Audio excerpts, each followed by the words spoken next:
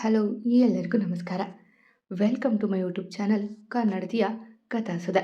ನಾನು ನಿಮ್ಮ ರೂಪ ಕನ್ನಡತೆ. ದಯಮಾಡಿ ಲೈಕ್ ಮಾಡಿ, ಕಮೆಂಟ್ ಮಾಡಿ, ಇತರರಿಗೂ ಶೇರ್ ಮಾಡಿ. ಪ್ರೇಮ ಸಂಗಮ ಭಾಗ 49. ಮತ್ತೊಂದು ಮುಂಜಾವು ಶುರುವಾಗಿತ್ತು. ಮೆಲ್ಲಗೆ ಎದ್ದು ತನ್ನ ನಿತ್ಯ ಕರ್ಮ ಮುಗಿಸಿಕೊಂಡಳು ಆರತಿ. ಆಫೀಸ್ ಟೆನ್ಷನ್ ಇರದ ಕಾರಣ ವಿಷ್ಣು ಸಹ ಮಲಗಿದ್ದ. ಚಾಂಪ್ ಎದ್ದೇಳಿ, ಇಷ್ಟೊತ್ತು ಮಲಗ್ತಾರಾ? ತಾತ ಅಜ್ಜಿ ಎಲ್ಲ ಎದ್ದು ನಿಮಗೆ ವೇಟ್ ಮಾಡ್ತಾ ಇದ್ದಾರೆ, ಬೇಗ ಬೇಗ ಎಂದು ಮಗನ ಎಚ್ಚರಿಸಿದ್ಲು.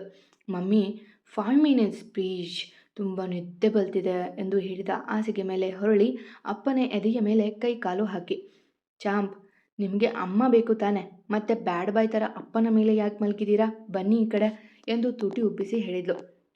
ಇಲ್ಲಿ ಬಿಡು ಹಾಲು, ನಾವು ಸ್ವಲ್ಪ ಹೊತ್ತು ಮಲಗ್ತೀವಿ ಎಂದು ಹೇಳಿದ ವಿಷ್ಣು. ಅವನ ರೀತಿಗೆ ಅವನ ತೋಳು ಹಿಂಡಿ, ನಾವು ನಮ್ಮ ಮನೇಲಿ ಇರೋದು ಇವತ್ತು ಅಷ್ಟೆ, ಬೇಕಿದ್ರೆ ನೀವು ನಿಮ್ಮ ಮಗ ನಾಳೆ ಎಷ್ಟೊತ್ತು ಬೇಕಿದ್ರೂ ಮಲಗುವಂತ್ರಿ ಎಂದಾಗ ಕೈ ಮೇಲೆ ಉಜ್ಜಿಕೊಳ್ಳುತ್ತಾ, ಲೇ ಹಿಡಿಂಬೆ, ಹಾಗ ಹಿಂಡೋದು, ಹೋಗೆ, ನಾನು ನನ್ನ ಮಗ ಬರೋದಿಲ್ಲ ಎಂದು ಮೂತಿ ಉದ್ದ ಮಾಡಿ ತಿರುಗಿ ಮಲಗಿದ. ಅದೇ ಇವಾಗ ನನ್ನ ಮಗ ಅವನು, ಆರ್ಯ ಏಳು ಮೇಲೆ, ಇವಾಗ ನೀವು ಎದ್ದಿಲ್ಲ ಅಂದರೆ ಮತ್ತೆ ತಂದಿರೋ ಹೊಸ ಬಟ್ಟೆ ಕೊಡೋದೇ ಇಲ್ಲ ನಿಮಗೆ ಎಂದು ಹೇಳಿದಾಗ ದಿಗ್ಗನೆ ಎದ್ದು ಕುಳಿತ. ನನಗೆ ಹೊಸ ಬಟ್ಟೆ ಬೇಕು ಮಮ್ಮಿ ಎಂದ ಆರ್ಯ ಮುದ್ದಾಗೆ. ಹ್ಞೂ ಕಂದ, ಬಾ ಹೊಸ ಬಟ್ಟೆ ಕೊಡಿಸ್ತೀನಿ ಎಂದು ಹೇಳಿ ಅವನನ್ನು ಕರೆದುಕೊಂಡು ಹೋದಳು ಸ್ನಾನ ಮಾಡಿಸಲು. ಅವನಿಗೆ ಸ್ನಾನ ಮಾಡಿಸಿ ಬಟ್ಟೆ ತೊಡಿಸಿ ಆಚೆ ಬಂದಾಗ ವಿಷ್ಣು ಸಹ ಟವೆಲ್ ಹಿಡಿದು ಸ್ನಾನಕ್ಕೆ ರೆಡಿಯಾಗಿ ನಿಂತಿದ್ದ. ಹೋಗಿ ಬೇಗ ಸ್ನಾನ ಮಾಡಿ ಬನ್ನಿ, ಇವತ್ತು ಲಾಸ್ಟ್ ಡೇ ಫಂಕ್ಷನ್, ಮತ್ತೆ ಇದು ಬರೋಕೆ 1 ವರ್ಷ ಬೇಕು ಎಂದು ಹೇಳಿ ಆರತಿ ನಡೆದಾಗ ನಗು ತಲೆ ಆಡಿಸಿದ ವಿಷ್ಣು.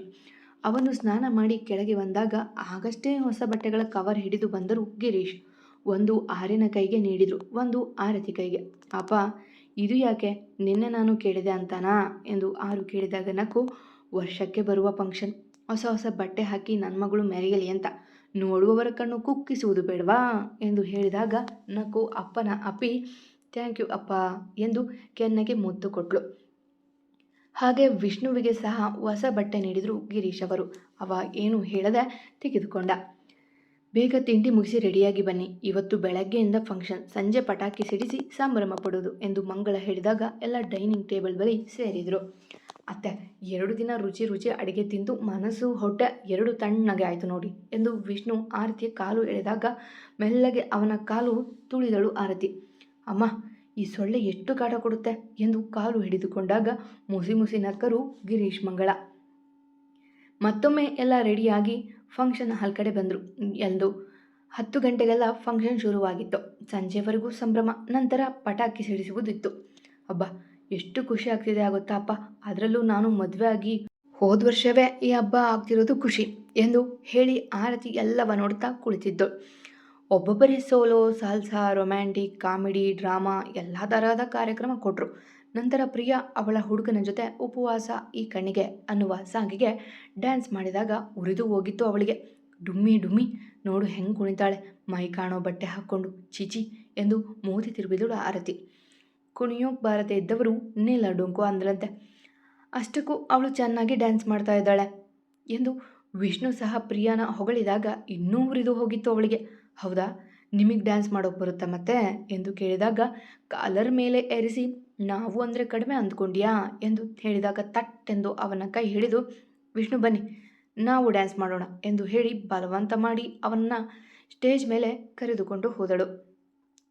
ಮೊದಲು ನನ್ನ ಹೃದಯ ನನ್ನ ಹೃದಯ ಎಂದು ಮೆಲ್ಲಗೆ ಶುರುವಾದ ಹಾಡು ನಂತರ ಬದಲಾಯಿತು.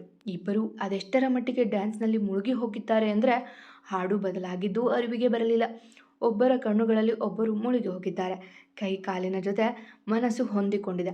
ಕುಡಿಯಿಟ್ಟ ಕನಸಿನೊಡೆಯ ಕಣ್ಣ ಮುಂದೆ ಬಂದ ಸಮಯ, ನೋಡೋ ಮಿಂಚು ಕಂಗಳ, ಏನೋ ಹೇಳೋ ಹಂಬಲ, ನನ್ನ ಲೋಕ ತುಂಬಿ ಪುಳಕ ನಿಂದೇ ಸಪ್ಪಳ, ಮೋಹ ಮೂಡಿದಾಗ ಮೋಡಕ್ಕೆ ಹೊತ್ತು ಗೊತ್ತು ಹೋಗಿ ಪಕ್ಕಕ್ಕೆ ಮಳೆಯ ಚುಂಬನ ಸಾಗರಕ್ಕೆ, ಇಷ್ಟಾದ ಮೇಲೆ ಹೃದಯಕ್ಕೆ ಅಸ್ತು ಅನ್ನು ಅಷ್ಟೇ, ಜೀವಕ್ಕೆ ಬೇಡ ಯಾವುದೇ ಹಿಂಜರಿಕೆ ಎಂದು ಹಾಡು ಬರುವಾಗ ಇಬ್ಬರೂ ಮೈಮರೆತು ಕುಣಿಯುತ್ತಿದ್ದಾರೆ. ಎಷ್ಟರ ಮಟ್ಟಿಗೆ ಅಂದರೆ ಅಲ್ಲಿ ಇವರದು ಪ್ರೇಮ ವಿವಾಹ ಎಂಬಂತಿತ್ತು. ಹಾಡು ಮುಗಿತು ಪಪ್ಪ ಎಂದು ಆರ್ಯ ಹೇಳಿದಾಗಲೇ ವಿಷ್ಣು ಆರತಿ ಇಹಕ್ಕೆ ಬಂದಿದ್ದು.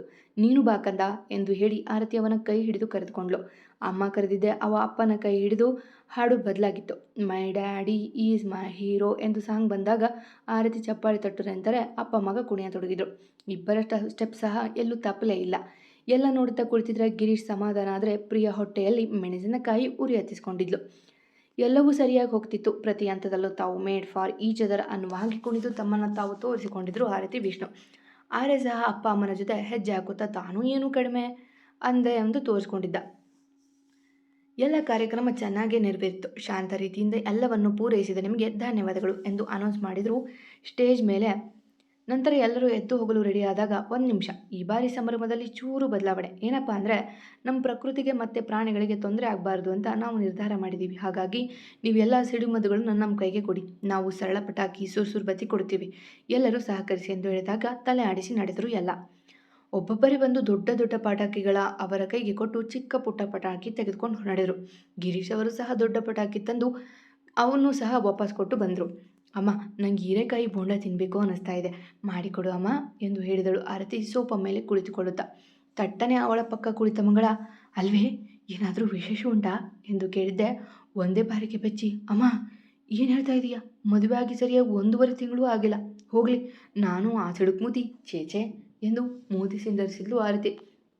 ಅಲ್ವೇ ಆರತಿ, ಮದುವೆ ಆಗಿದೆ ಕಣೆ, ಚೇಚೆ ಅಂದರೆ ಏನು ಕತೆ ಎಂದು ಗಾಬರಿಯಿಂದ ಕೇಳಿದಾಗ, ನನಗೆ ಆರ್ಯ ಇದ್ದಾನೆ ಅಲ್ವಮ್ಮ, ಸಾಕು ಅಷ್ಟು, ಮುಂದಿನದು ಬೇಡ. ಈಗ ನೀನು ಬೋಂಡ ಮಾಡಿ ಕೊಡ್ತೀಯ ಅಥವಾ ನಾನು ಅಪ್ಪನ್ನ ಕೇಳಲ್ಲ ಎಂದು ತುಟಿ ಉಬ್ಬಿಸಿ ಹೇಳಿದಾಗ ಅವಳ ತಲೆಗೊಂದು ಮೊಟಕಿ, ಮಾಡಿಕೊಡ್ತೀನಿ ಬಿಡೆ, ನೀನು ಬಂದೀಯಾ ಅಂತ ಅಂದಮೇಲೆ ನಿನ್ನ ಅಪ್ಪ ಹೀರೆಕಾಯಿ ತರದೇ ಇರ್ತಾರೇನು? ಇಂದೆಲ್ಲ ನಾಳೆ ಹೀರೆಕಾಯಿ ಬೋಂಡ ಮಾಡು ಅಮ್ಮ ಅಂತ ಬಂದವಳು ನುಗ್ಗೆಕಾಯಿ ಸಾಂಬಾರು ಮಾಡಿ ಕೊಡು ಅಂತ ಬರ್ತೀಯ, ಮಾವಿನಕಾಯಿ ಗೊಜ್ಜು ಮಾಡು ಅಂತ ಹೇಳ್ತೀಯಾ, ನೋಡ್ತಿರು ಎಂದು ಗೊಣಗುತ್ತಾ ನಡೆದರು. ಅವರ ಮಾತು ಮೊದಲು ಅರ್ಥ ಆಗಲಿಲ್ಲ ಅವಳಿಗೆ.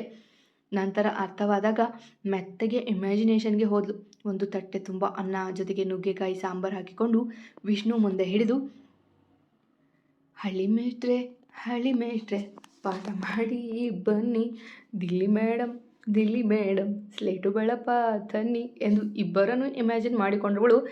ಇವಳು ಅವನಿಗೆ ತುತ್ತು ತಿನ್ನಿಸುವುದು, ಅವ ಮೆಲ್ಲಗೆ ಇವಳ ಬೆರಳು ಚೀಪುವುದು ನೆನಪಾಗಿದೆ. ಮೈ ಕೊಡಬಿಕೊಂಡು, ಛೀ, ಈ ಅಮ್ಮನಿಗೆ ಮಾಡೋ ಕೆಲಸ ಇಲ್ಲ, ಚೀಚಿ ಎಂಥ ಮಾತು, ಶಾಂತಂ ಪಾಪಂ ಎಂದು ಕೆನ್ನೆಗೆ ಕೈ ಬಡಿದುಕೊಂಡು ನನ್ನ ಮಗ ಏನು ಮಾಡ್ತಿದ್ದಾನೆ ಎಂದು ಹೇಳಿಕೊಳ್ಳುತ್ತಾ ಮೇಲೆ ನಡೆಯಲು ಹೋದಾಗ ಕೆಳಗಿನ ಕೋಣೆಯಲ್ಲಿ ಗಲಾಟೆ ಕೇಳಿತ್ತು. ಆನೆ ಬಂತೊಂದ ಆನೆ, ಯಾವ ಊರಾನೆ, ಬೆಂಗಳೂರಾನೆ, ಈ ಕಡೆ ಯಾಕೆ ಬಂತು, ತಾತನ ಮನೆ ಹುಡುಕಿ ಬಂತು ಎಂದು ಹಾಡು ಕೇಳಿದಾಗ ಮೆಲ್ಲಗೆ ಅತ್ತ ನಡೆದ್ಲು. ಮೊಮ್ಮಗನನ್ನು ಬೆನ್ನೆ ಮೇಲೆ ಕೂರಿಸಿಕೊಂಡು ಅಂಬಾರಿ ಮಾಡುತ್ತಿದ್ರು ಗಿರೀಶ್. ತಾತ, ಇನ್ನೂ ಪಾಸ್ತಾಗಿ ಹೋಗಿ, ಇನ್ನೂ ಪಾಸ್ಟ್ ಎಂದು ಆರ್ಯ ಹೇಳುತ್ತಾ ಅವರ ಕುತ್ತಿಗೆಯ ಪಟ್ಟಿ ಹಿಡಿದಿದ್ದ. ಮೊಮ್ಮಗನೇ, ವಯಸ್ಸಾಗಿದೆ ಕಣೋ, ಮಂಡಿ ನೋವು ಎಂದು ಹೇಳುತ್ತಲೇ ಮೆಲ್ಲಗೆ ನಡೆಯುತ್ತಿದ್ದರು ಅವರು. ಅವರನ್ನು ಹಾಗೆ ನೋಡಿ ಕಣ್ತುಂಬಿ ಬಂತು ಆರತಿ, ವಿಷ್ಣು ಇಬ್ಬರಿಗೂ. ತಾತ, ಈ ಸಲ ಯಾರೂ ನನ್ನ ಅಂಬಾಲಿ ಮಾಡಿಸಿಯೇ ಇರಲಿಲ್ಲ. ಥ್ಯಾಂಕ್ ಯು ತಾತ, ಮತ್ತೆ ಎಷ್ಟು ಚಂದ ಇದೆ ಅಲ್ಲ ಎಂದು ಹೇಳುತ್ತಾ ಅವರ ಮುಖದ ಬಳಿ ಬಾಗಿ ಮುತ್ತು ಕೊಟ್ಟ. ನಾನು ಅಷ್ಟೇ ಕಂದ, ಯಾರನ್ನೂ ಹೀಗೆ ಬೆನ್ನ ಮೇಲೆ ಕೂರಿಸಿಕೊಂಡು ಅಂಬಾರಿ ಮಾಡಿಲ್ಲ. ಅದಕ್ಕೆ ನೋಡು, ಮಂಡಿ ನೋವು ಇದ್ದರೂ ಸಹ ನಾನು ನಿನ್ನ ಹೊತ್ತು ತಿರುಗುತ್ತಾ ಇಲ್ವಾ ಎಂದು ಹೇಳುತ್ತಾ ನಗುತ್ತಾ ಅವನಿಗೆ ಮರು ಮುತ್ತು ಕೊಟ್ಟರು. ಸಾತು ತಾತ, ನಿನಗೆ ಕಾಲು ನೋವು ಬರುತ್ತೆ, ಇಳಿಸಿ ನನ್ನ ಎಂದು ಹೇಳಿದಾಗ ನಕ್ಕು ಮೆಲ್ಲಗೆ ಅವನನ್ನು ಕೆಳಗೆ ಇಳಿಸಿದರು. ಅವನು ಇಳಿದ ಮೇಲೆ ಏಳಲು ನೋಡಿದ್ರೂ ಕಷ್ಟಪಡುತ್ತಿದ್ದ ಗಿರೀಶ್ ಅವರ ನೋಡಿ ಆರತಿ ಹೋಗುವ ಮೊದಲೇ ಓಡಿ ಹೋದ ವಿಷ್ಣು ಅವರ ಕೈ ಹಿಡಿದು ಎತ್ತಿದ. ಥ್ಯಾಂಕ್ ಯು ಕಣಪ್ಪ ಎಂದು ಆಯಾಸ ಪಡುತ್ತಾ ಮೆಲ್ಲಗೆ ಕುಳಿತರು. ಆಗೋದಿಲ್ಲ ಅಂತ ಗೊತ್ತಾದ ಮೇಲೆ ಯಾಕೆ ಕಷ್ಟಪಡೋದು, ಸುಮ್ಮನೆ ಇರೋದಲ್ವಾ ಎಂದು ಹೇಳಿ ಅವರನ್ನು ಕೂರಿಸಿ, ಅತ್ತೆ ನೀರು ತಗೊಂಡು ಬನ್ನಿ ಎಂದು ಹೇಳಿದಾಗ,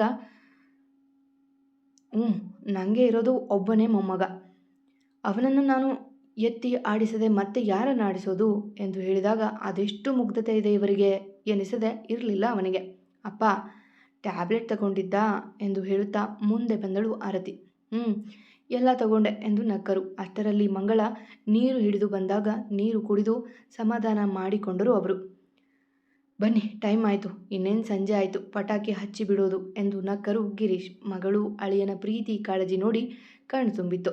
ನಿಮ್ಮ ಮಗಳು ಹೀರೆಕಾಯಿ ಬೋಂಡ ಮಾಡಿಸಿದ್ದಾಳೆ, ತಿಂದು ಹೋಗಿ ಎಂದು ಹೇಳಿದಾಗ ಎಲ್ಲ ತಲೆ ಆಡಿಸಿ ಹಾಲ್ಕೆ ಬಂದರು. ಮೊದಲು ಓಡಿ ಹೋಗಿ ಒಂದಷ್ಟು ಬೋಂಡ ತಟ್ಟೆಯಲ್ಲಿ ಹಾಕಿಕೊಂಡು ಕುಳಿತಳು ಆರತಿ. ಆದರೆ ಮೊದಲನೆಯದು ಆರನಿಗೆ ಕೊಡುವುದು ಮರೆಯಲಿಲ್ಲ. ಎಲ್ಲರೂ ಕುಳಿತು ಹೀರೆಕಾಯಿ ಬೋಂಡ ತಿನ್ನುವಾಗ ಎಲ್ಲರ ನೋಡಿ ಅದೊಂದು ಪರ್ಫೆಕ್ಟ್ ಫ್ಯಾಮಿಲಿ ಅನಿಸಿತು ಅವರಿಗೆ. ಮಗಳು ಸಂತೋಷವಾಗಿದ್ದಾಳೆ, ಮಗನಂತ ಹಾಳಿಯ ಮುದ್ದಾದ ಮೊಮ್ಮಗ ಇನ್ನೇನು ಬೇಕು. ಹಿರಿಯ ಜೀವ ಖುಷಿಯಾಗಿರಲು ಸುಮ್ಮನೆ ಆ ಕ್ಷಣ ಅನುಭವಿಸುತ್ತಾ ಕುಳಿತರು ಅವರು. ಮತ್ತೆ ಸಿಗುವ. ಕಥೆ ಇಷ್ಟ ಆಗ್ತಿದ್ರೆ ಕಮೆಂಟ್ ಹಾಕಿ, ಜಾಸ್ತಿ ಇಷ್ಟ ಆದರೆ ಸಬ್ಸ್ಕ್ರೈಬ್ ಮಾಡ್ಕೊಳ್ಳಿ. ಎಂದಿನಂತೆ ನಿಮ್ಮ ಪ್ರೀತಿ ಕಮೆಂಟ್ ಪ್ರೋತ್ಸಾಹದ ನಿರೀಕ್ಷೆಯಲ್ಲಿ ನಾನು ನಿಮ್ಮ ರೂಪ ಕನ್ನಡತಿ. ಹೀಗೆ ಯಾವಾಗೂ ಪ್ರೋತ್ಸಾಹಿಸ್ತಾ ಇರಿ. ಎಲ್ಲರಿಗೂ ನನ್ನ ತುಂಬು ಹೃದಯದ ಧನ್ಯವಾದಗಳು.